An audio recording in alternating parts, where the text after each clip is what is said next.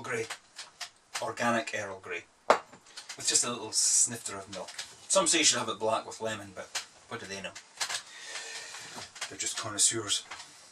So, when earlier this year, young Mr. Aaron Newlands announced that he was going to be hosting a Matchbox group build, a little bulb went off above my head in a flash of inspiration, you might say, when I realised that I could kill two birds with one stone, because our model club, the Eastmead Model Club, we have our bi-monthly themed competition nights, and the theme for our August competition was also Matchbox, hence the two birds with one stone. Now, I only actually had one unstarted Matchbox kit in my stash, the other one being that god-awful Helldiver, you know, the one that I was trying to build old school Matchbox but using modern modelling techniques. That was a good idea, wasn't it? Anyway, the other one that I had in the stash, which was bought in a fit of nostalgic bewilderment, was this one, the Dornier DO28 Sky 7. Remember that? It's funny because modellers like myself and of a similar age, the magic that box art has, this power that it has over us to take us right back to our childhood. Certain box arts, and in fact just about everything that Roy Cross has painted, but quite a lot of the Matchbox ones as well. And this is one of those kits that takes me right back to a particular moment in time, which was a Saturday afternoon. Again, I think it was the summer holidays, but it was raining and there was it was heavily overcast, so it was very dark outside. So we unaccustomedly had the living room lights on. So I was building this thing during the day, but with the lights on. Yeah, I just... and I think 633 Squadron was on the TV. And I can remember painting the camo that day and the orange trims, which would have just been orange paint probably in those days, whereas now we've actually gone and went out and bought a Dakel orange for it. But it's just one of those weird things. It's just, you're able to relive a sliver of your childhood because of the box art, which is why I bought this kit. I'm glad I did, because it's serving a purpose now. So here it is, completed, the Matchbox, as I say, Dornier DO28 Sky 7 in German Navy markings. Built completely out of box. Obviously I've employed some of my currently acquired skills with it, but I was trying to build it, not in the same way as the Helldiver, but I was trying to build it so that it retained its essential Matchbox-iness, as it were. I wanted it to look like a Matchbox kit, but a nice looking Matchbox, well, hopefully a nice looking Matchbox kit. There was no panel lines on this kit other than the ailerons are marked out, and there's some fabric detail and ribbing detail on the fabric detail on the horizontal stabilisers and ribbing detail on the vertical stabilisers, and some ribbing detail on the side of the engine cowlings, but other than that it's completely blank. So I did consider scribing it, but then I thought, well, no, because it didn't come that way.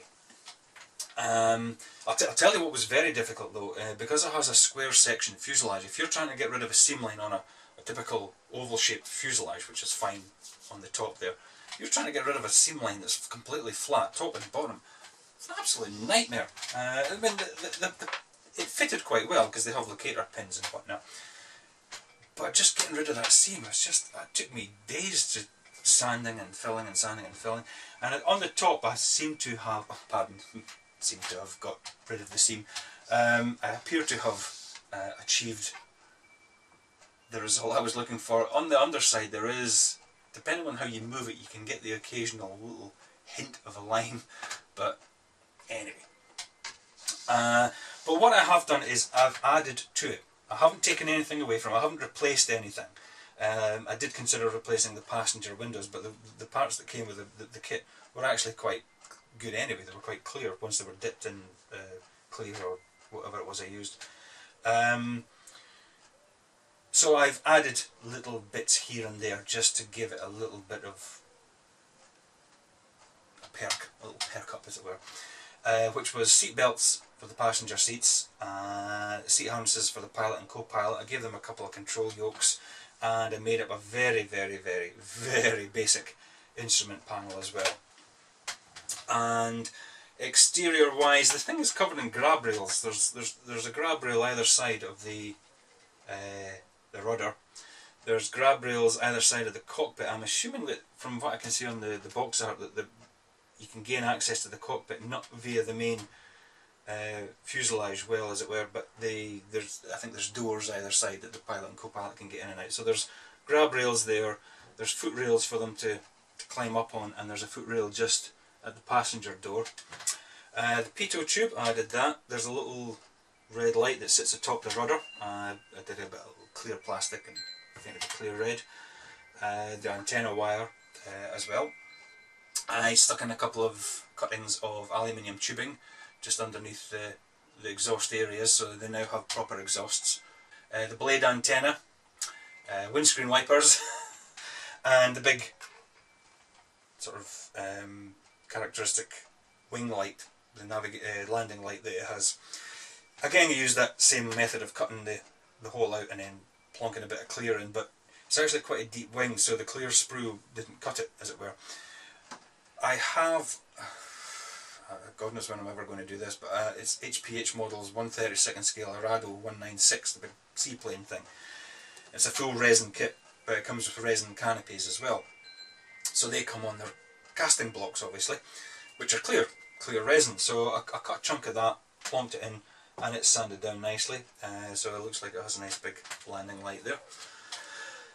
But other than that, it was, I mean, the splinter camo pattern, that really sort of tested me to the extent that God knows how I would have managed that as a kid. I mean, I didn't have an airbrush or anything, so it would have all been freehand, but I'd really like to see how it did the 30 odd years ago. Because getting in here, I mean, I was using it's supposed to be different with a brush, where yes, you can get the brush in there, but trying to get an airbrush to spray inside these areas here was just an absolute nightmare. I'll tell you, the decals, as you can see, there are no German crosses on the underside. That's because they completely and utterly disintegrated. I just looked at them and they were just starting to come apart as they sat there on, as they sat there on the backing paper. Some of them slid off in one piece and others just broke up completely. One side, that side slid off perfectly, right into place. This side broke into about 4 parts and some parts were lost, so I actually had to go and get little bits of decal from other, in the spares box and cut little strips of white and little bits of black and just patch it, basically.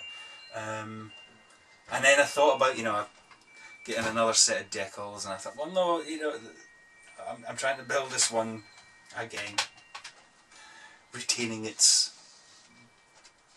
essence, as it were. And it's fine. It's by no means my best model ever. It's quite rough in some places, but again, that's going to sound like a bit of an excuse, but it's down to the actual kit. I mean, the way the clear part fitted in wasn't exactly perfect, so it's a bit rough round the window, and just bits here. No, it's just a poor excuse, isn't it? It's not that my enthusiasm waned or anything for it, but I mean, I put a fair bit of effort into some parts of it. So anyway, after all is said and done, there is my entry into Aaron Newlands Matchbox Group Build. Like it or lump it. Toodaloo.